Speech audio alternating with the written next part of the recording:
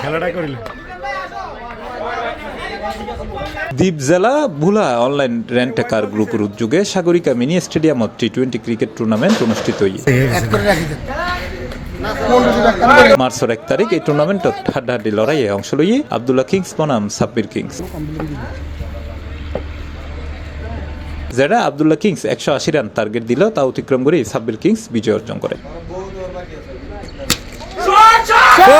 টুর্নামেন্টত প্রধান অতিথি হিসেবে উপস্থিত আছেন চট্টগ্রাম হালকা মোটরযান চালক শ্রমিক ইউনিয়ন কেন্দ্রীয় কমিটির ভারপ্রাপ্ত সাধারণ সম্পাদক মোহাম্মদ আমির হোসেন। আমরা ওনাদেরকে ধন্যবাদ জানাই এবং আজকে যারা জয়ী হয়েছেন সাব্বির কিংস তাদেরকেও আমরা করতালির মাধ্যমে স্বাগতম জানাই, স্বাগত জানাই এবং আমাদের এখানে আব্দুল্লাহ কিংসের যিনি মিজান ভাই সহ যারাই আছেন নিরাশ হওয়ার কিছু নাই। গতবার ক্রেস্টটা আপনারা নিছেন, চ্যাম্পিয়ন কাপটা আপনারা নিছেন, এবার আব্দুল্লাহ ভাইকে দিছেন, সাব্বিরকে দিছেন। সাব্বির ভাই, কাশেম ভাই, আব্দুল্লাহ মিজান ভাই, আপনারা দুইজনই একই ভাই। দুইজনেই কিন্তু আপনারা দ্বীপ জেলা ভোলা জেলা রেঞ্জেকারের কি অ্যাডমিন এবং দায়িত্বে আছেন।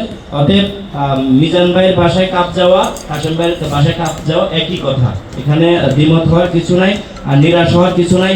আগামীতে আব্দুল্লাহ কিংসে আরো প্রস্তুতি নিয়ে আব্দুল্লাহ কিংসকে বলবো আগামীতে কাপটা যাতে মিজান ভাইকে দেওয়া হয়। কি পারবে তো আব্দুল্লাহ কিংস? ইনশাআল্লাহ পারবে তো, প্রস্তুতি না।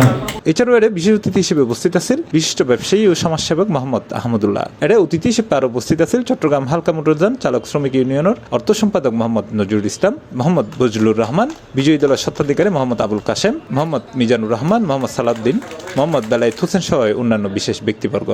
আব্দুল্লাহ কিংস, সাব্বির কিংস উভয় আমরা ভাই ভাই, সব সময় একে সময় মিলেমিশে সবাই থাকি একই জায়গা। এটা আমাদের কারো মনে কোনো ক্ষোভ বা কিছু থাকবে না, সবাই মিলেমিশে সামনের দিকে চলবো। ভবিষ্যতে আমরা এইভাবে একটা সুন্দর আয়োজন করে আরেকটা টুর্নামেন্ট আবার যাতে আপনাদেরকে উপহার দিতে পারি।